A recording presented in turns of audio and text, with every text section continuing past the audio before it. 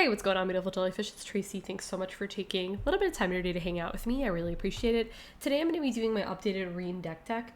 This deck has changed, I believe, quite a lot. I think it's been 3 years or so since I've actually posted this.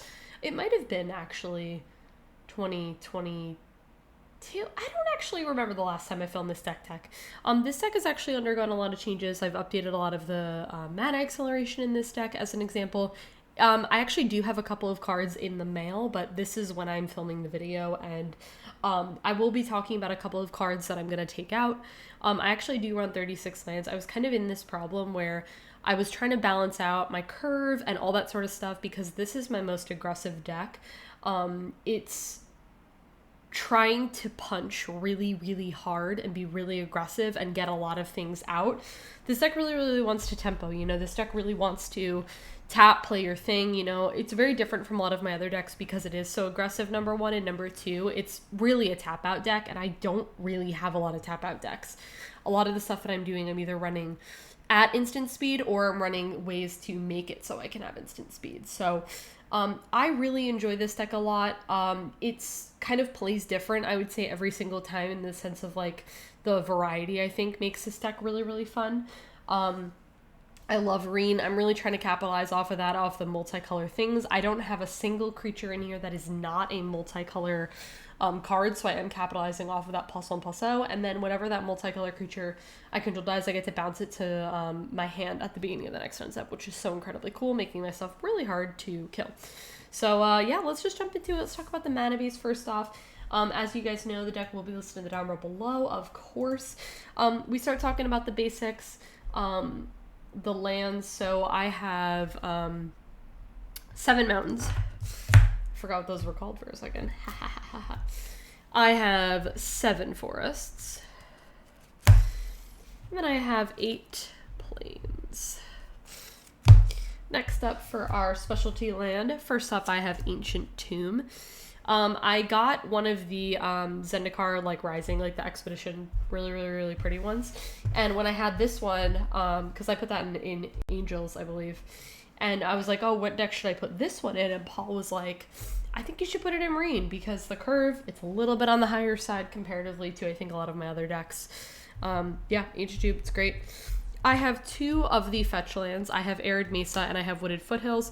The reason why I only have 2 is because I didn't have an extra of the, what is it, the white-green one? Windswept Heath. And I'm waiting for this cycle to be printed again so I can get that. So obviously I will get that when the time comes. Next up I have Bonder's Enclave. You're going to notice that a lot of my lands that I do have that are specialty lands are going to be tapping for other colors. This one doesn't, but I really wanted that little bit of card draw. I really like Bonder's Enclave. It does enter, it has colorless or whatever, but for 3 mana I tap it, I get to draw a card. Now, I only do it if it's power 4 or greater, but that's my commander right there, so. Next up I have is Canopy Vista. To be honest with you, this is fine. It'll probably be coming out with the fetch land once I get that. Command Tower. Gavany Township for a little bit of pump. Jetmer's Garden, this is my go-to land to get because it's any type and it gets me my colors. Similarly to that, I have Jungle Shrine. I have Crozen Verge, great card. I have all 3 of the Shocklands, there you go. Yeah, Shocklands are great, I can tutor with them, so those are awesome. And the last land that I have is Windbrisk Heights. I really like Windbrisk Heights. I find it really fun to just tuck something under there. Whatever it is that I need, I find attacking with 3 or more creatures very, very easy to do. Okay, let's jump into enchantments. I have 6. The first one I have is Guardian Project. Talking about this in a video pretty recently. I like Guardian Project. It triggers a lot. I kind of have a little bit of an advantage with Guardian Project in this deck because once my things die, which they will die, they go back to my hand, I get to trigger a Guardian Project again, which is really awesome. Land tax, because if I'm playing White and Commander, of course I'm playing land tax. I picked up a bunch of these when they were on sale, with the Commander Masters. I probably got these for like $30 a piece for the foil, which is really cool. They're really pretty. This is my favorite art, by the way. I love this treasure chest art. Land tax is great. I'm gonna need those lands. I I need to be aggressive in this deck, and I need to get those lands so I can cast my stuff. Because I'm playing white and I'm playing green, of course I'm playing Mirror's Wake. I love it. Making sure my lands get to tap for double is great. Next up we have is Rising of the Day. What I really like about Rising of the Day comparatively to Fervor or Hammer of Perforos is it's only the 1 red mana. Hammer, for example, is two red, so this is a little bit easier to cast. Creatures that can build haste, and then legendary creatures get that extra +1/+0. I do have a solid amount of legendaries in here. It does hit my commander as well, making her a little bit more powerful, and I can get pretty close to killing people with Rienne with commander damage. So Smothering Tithe, because of course I'm playing Smothering Tithe when I'm playing white. Same thing with Lentex. I picked a bunch of these. There you go. One of the best cards in this deck is this card called Sneak Attack. Sneak Attack is already a really great card, but I'll tell you why it's even better in this deck. I get to pay my 1 red mana, and then those get sacrificed. Now, normally when they get sacrificed, they go to your graveyard. But with Rienne's ability, they don't go to the graveyard, because if it's a multicolor card, it goes to my hand at the beginning of the next end step, making this one of the best cards in this deck. I have not drawn this card in a very long time, but I remember one game, I'll never forget it, where I was just playing with this card and absolutely annihilating everybody. I was just casting these big, ridiculous creatures for 1 red mana. Absolutely insane. I love Sneak Attack. If you're building this deck, there's a lot of stuff you can kind of change. I would really recommend getting Sneak Attack. I don't know how expensive it is. I have had that for a card for a while. I don't actually run a ton of artifacts. You're going to notice a lot of my mana acceleration is through creatures in this deck. But I do have a couple. Of course, I've got Arcane Signet, because I absolutely love this card. If I'm playing 2+ colors in Commander, I'm going to be running Arcane Signet. Chromatic Lantern, because of course I am. I have this card called Lifecrafter's Bestiary. I like this card. I do get to scry, and whenever I cast a creature spell, I can pay 1 green to draw a card. I really like it. I'm going to be casting a lot of creature spells, and I did need a little bit of card draw in this deck. I have Lightning Greaves, and I have Swiftfoot Boots, of course, and then I have Soul Ring, because obviously. Okay, next up for instance, we don't have a ton, we only have 5. The first one I have is Crush Contrabands. To be honest with you, this might come out at some point to replace, I'd probably want this with a creature. Like I said, I'm going very creature heavy in this deck. So I would say that that's probably what I would do to replace that. I really do love Crush Contraband, though. It's a very, very good card. I like that it exiles both things, and I really do like the fact that it says exile. So next up I have is Eldamare's Call. I really enjoy this card. It's not very expensive. If you're playing these colors, I would definitely recommend looking into this card. I also don't think it's very expensive. You tutor for a creature. You do have to reveal it, but I honestly don't find that a big deal. Usually I'm playing this and probably playing that card pretty shortly after. And in terms of my targets, you're going to see there's a ton of really great targets depending on the circumstance. So Path to Exile. Along with that, I've got Swords to Plowshare, of course. And the last one is Worldly Tutor, because yeah, I need to tutor, get about those creatures. All right, sorceries, let's talk about it. I've got 11, and majority of these we're going to run through pretty fast because a lot of them are really similar. We have Cultivate. We also have Kodama's Reach. Fun. Also, quick question. What's your favorite Cultivate art? This is very pretty. I like this art. Day of Judgment. And similarly to that, I have Wrath of God. Actually don't have as many board wipes in here as you might think. I don't have Perilous Vault in here too. I honestly just find that I'm just being super aggressive. Board wipes don't really hurt, again, once you've got Rienne. Also, I love this Day of Judgment art. I really love this Wrath of God art. This is from Double Masters. It's really pretty. It's very faint.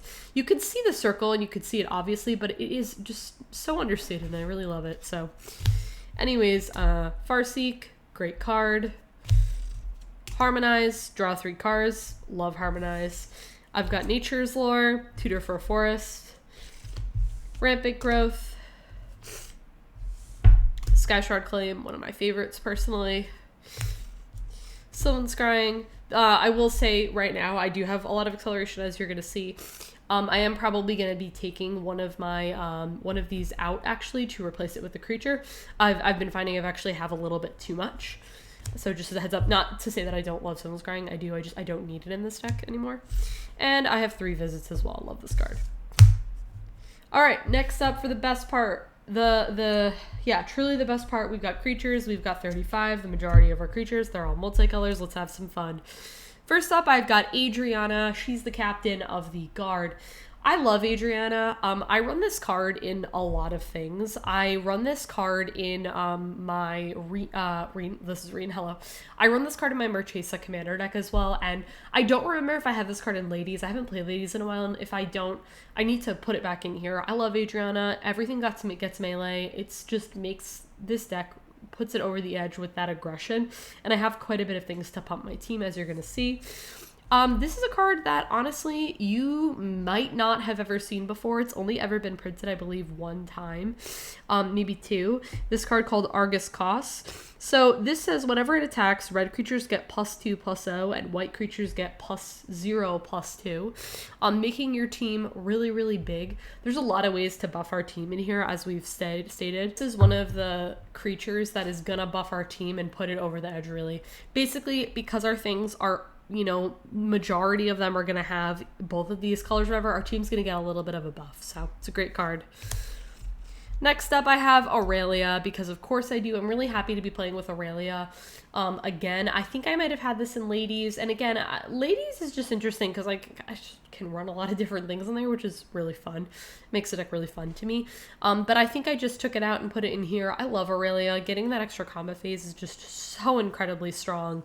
She's got flying, she's got vigilance, she's got haste. She hits really, really hard. I love Aurelia. One of my personal favorite cards is this card called Balefire Liege. I really like this. I like a lot of the Liege. This is a really, really cool cycle if you're ever looking to buff your team. Not only does it buff your team, but whenever you cast a red spell, you get to deal 3 damage to target player. So I get to be really aggressive with my opponents. And then whenever I play a white spell, I get to gain a little bit of life. I don't have a ton of life gain in here, but I do like that it does that. And a lot of my stuff is multicolored, so I'm going to be, I'm going to be getting both of those targets, which is awesome. This is a newer card to me called Blade Historian. I've actually never drawn this card yet, so I can't really attest, but attacking creatures I control have double strike. I mean, honestly, I get close to killing people with commander damage with Rienne. She hits very, very hard. That 5 damage, you know, because it does say other multicolored creatures get +1/+0, and the fact that I have so many of these buffs, like really simply, I have this Balefire Liege outright, and then there you go, my Rienne is hitting for 7. Double strike, it's just a couple times, and then, you know, your opponent's dead. Bloodbraid Elf is a card that I love. It is actually going to be coming out here, not because I don't enjoy Bloodbraid Elf. I just have a couple of things that I just need to put in here in its stead. This card, I am going to be utilizing Bloodbraid, and I'm going to be transitioning and putting it into my newest Aragorn the United commander deck, which I am very excited for. By the way, I love this art. She is absolutely stunning, and her hair, I just love it. I just find my curve is pretty high in this deck, so that Cascade I'm not finding myself utilizing a ton. That's not to say that I don't love Bloodbraid Elf, I really do. It's just not going to be in this build. I just love it. I love Cascade. I find it a very fun mechanic. Next up, we have is Captain Sisay. I've been playing with Captain Sisay for years. She's a great card. You know, you tap her, you get to tutor for any sort of legendary. Something I really like about it is it's not legendary, you know, creature. So if you've got your legendary enchantment or, you know, anything like that, you can always get that. I'm pretty sure I have only legendary creatures in this deck, but just as a note, if you are playing with this card. What I like about this as well, comparatively to an instant or something like that, is the fact that this is going to, you know, I get anything to my hand, and I get to, you know, pretty much play that. So I like to do this in the end of someone's turn, do that, and it's a creature, so it gets a little bit of a buff. Yeah, Captain Sisay is a great card. There's a lot of really good targets for me. One of Paul's personal favorite cards, and it has become one of mine, is Dragon Broodmother. I love Dragon Broodmother. I just find this card so incredibly fun. I love the fact that it makes me the tokens. And also, as a fun note, that they are red and green tokens. So they are multicolor, which is awesome. So they do get the buff with Rienne. I really love Dragon Broodmother. I feel like if you're playing these colors, I definitely recommend this. It's also not a very expensive card. It's just super fun. I love that it gives you tokens on everybody's upkeep. It's not on just your upkeep. So you're getting tokens constantly. Great card. This is an awesome, awesome mana dork. We have Fey Burrow Elder. We had to get a lot creative in this deck, you know, because we're not running Llanowar Elves and we're not running things like that. And Fey Burrow Elder is one of them. What I absolutely love about this is even if you don't have your Rienne or a red source, the fact that this is able to tap for 2 and it's got vigilance, so you can attack with this and then on your second main do something. I absolutely love this card. If you're building Rienne, I would really recommend looking into this card. It's a great mana acceleration. Next up, I have one of my absolute favorite cards, and one of our top heavy hitters in this deck is called Galta and Marvin. This card is awesome. I absolutely love this card. Every time I play it, every time I draw it, it just brings such a smile to my face because it just brings me so much inexplicable joy. It's a 7 mana 12/12 trample. I truly don't know who authorized that. But I'm glad that they did because this card's ridiculous. So when you attack, you get to pick. I like that option. You can create a tapped and attacking XX, where X is the greatest power among other attacking creatures. Please make sure you read this card. You're not getting a 12/12. Although if you do have another big thing, well, there you go. You get another big thing as well. Or you can create X/1/1 vampires. And they do have lifelink, which is really cool, where X is a number of attacking creatures. So I like the option with this card. Next up, we have is Gisela. Gisela is one of the biggest CMCs in the deck. But honestly, it's totally worth it. She is incredible. She's got flying, she's got first strike, she's a 5/5. If a source would do damage to an opponent, they deal double damage, which is really, really awesome. And then if a source would deal damage to you, you prevent half of that damage. Gisela is just everything you want in this creature. She is a bit of expensive card, but honestly, I find Gisela absolutely worth it. I love this card. Really simple little one here. We have Goblin Anarchomancer. This hits basically everything in our deck. There's very few targets that this does not target or does not pick for costing 1 less. I think we've got like our Day of Judgment and our Wrath of God, which, you know what, it's totally fine by me because it's hitting everything else. Just another way to get our Rienne out a little bit earlier. Iroa's God of Victory is a newer card to me. I've actually never really played with this card before. I find, honestly, a lot of the other cards get, a lot of the other gods, get a lot more attention than Iroas does, and I'm honestly really not too sure why.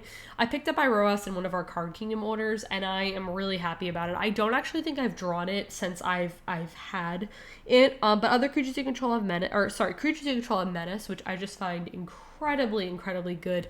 We're just being so aggressive in this deck. This card really helps us be there. And then prevent damage that would be dealt to attacking creatures you control. That little bit of protection. I love Iroas. I cannot wait to draw him.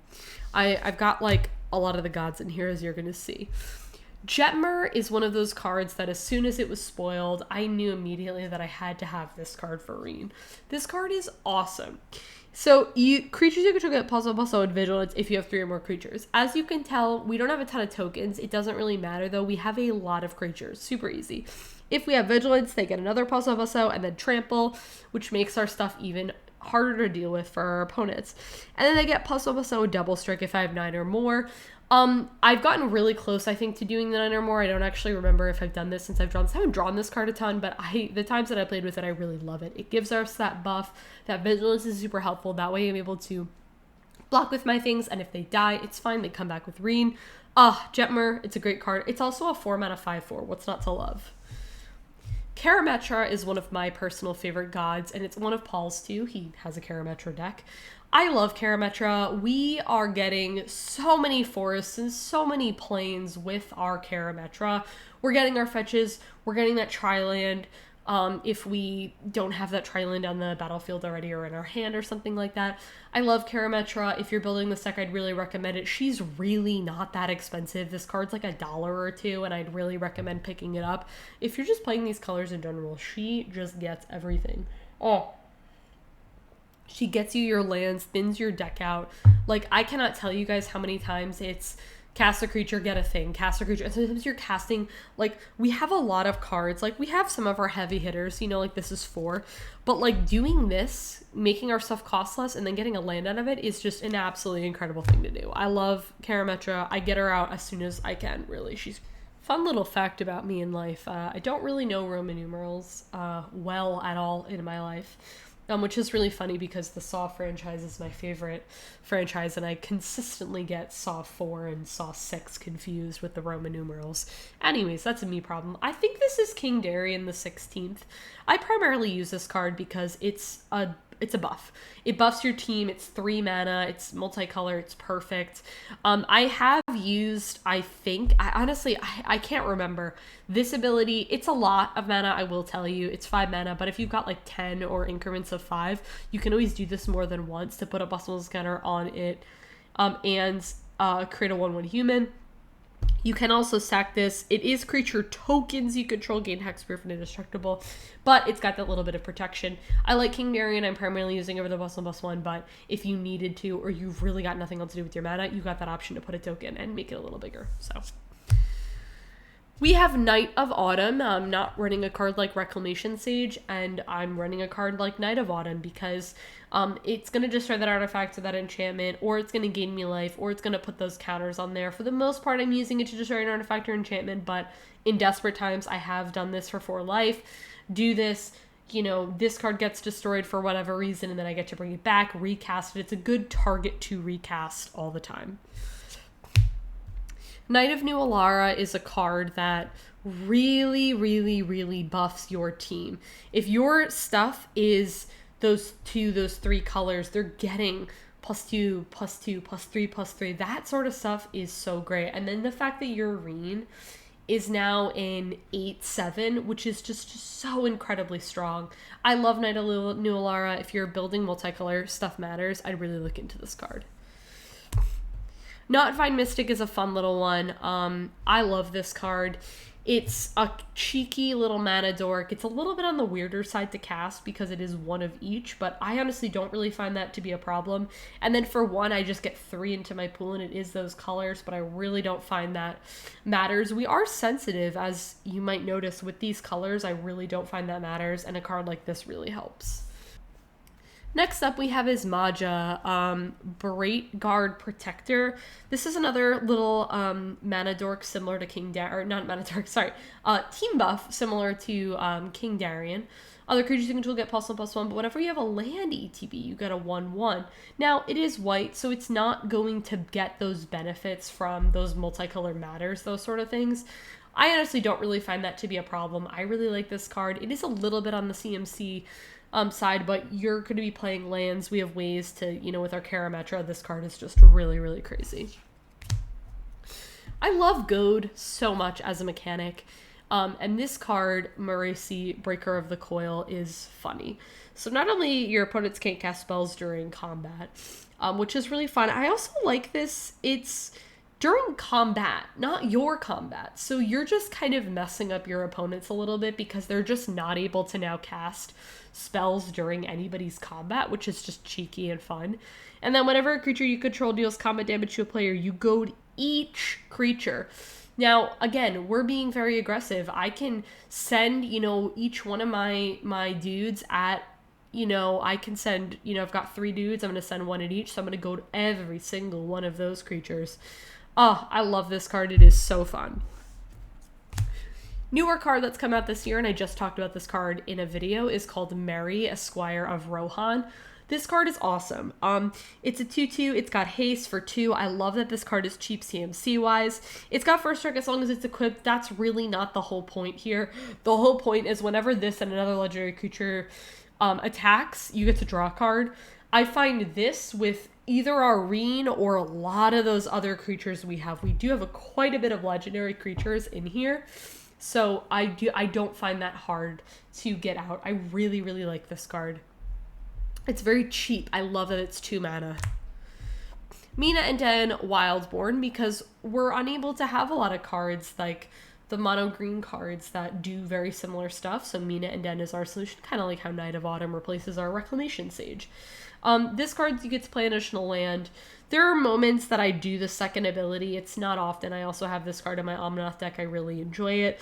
When I can return a land to the hand to target creature gains trample, that's, to be honest with you, kind of done in more of like a last-ditch effort. If I really need to give something trample, I really need to hit something hard. But if not, it's just I'm playing extra lands. And then it's on top of that, it's a 4/4 with Rienne. It's a 5/4. It hits really hard. I like it. You know, this card's really interesting. I've drawn it a bunch, but I've never really feel like it's worked I guess, in a way that I've really necessarily wanted it to, which is a bummer because I don't think that this card is bad. It's got first strike. When it attacks, each opponent can't block with more than one creature.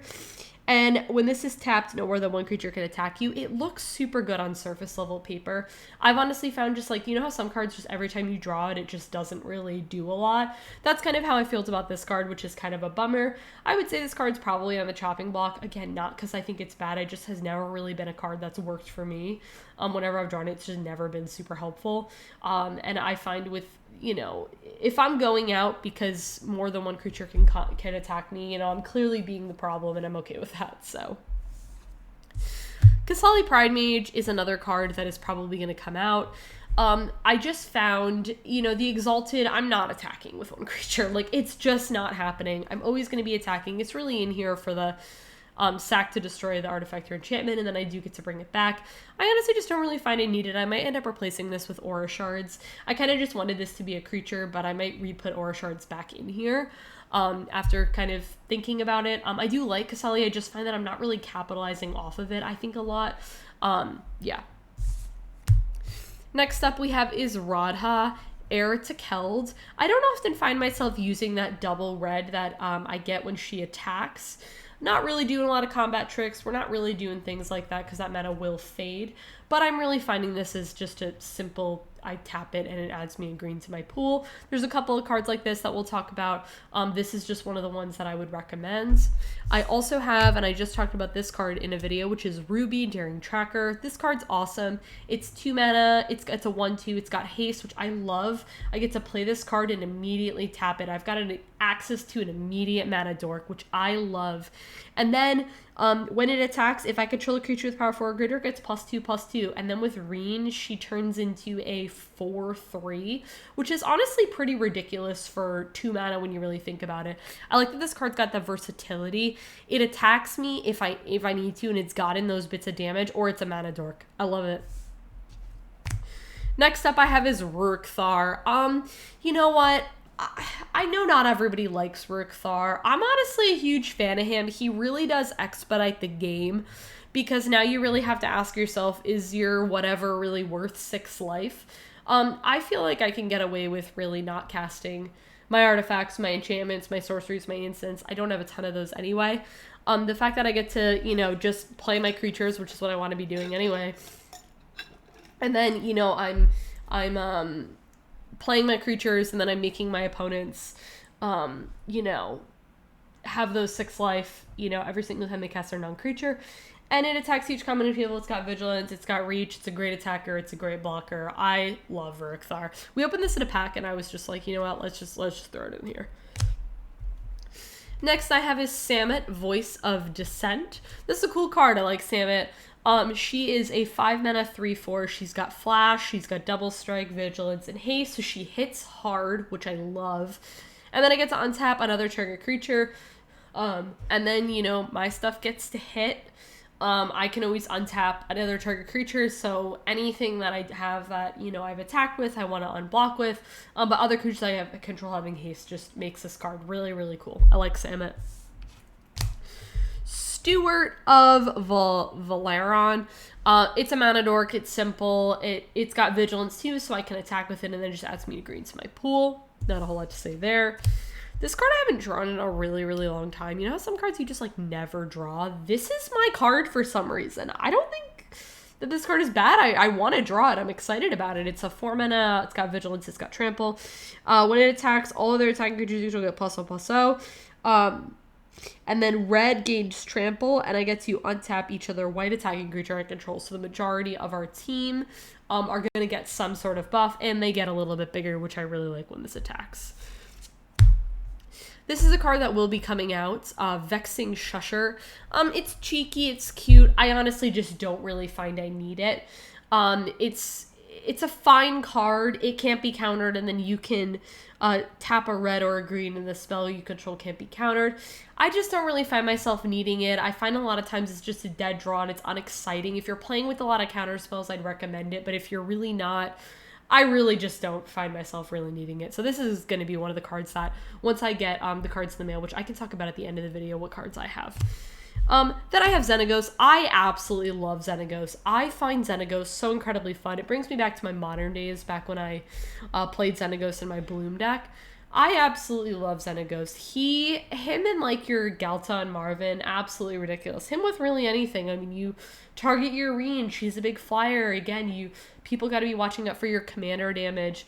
And then that creature gets haste too, which don't underestimate that haste. I mean, you play your thing, and then you get to just Xenagos target that thing, and then it gets +X for this creature's power. And as you can see, we have quite a lot of buffs in this deck, so we're able to get a lot of things. Oh, man, I love Xenagos.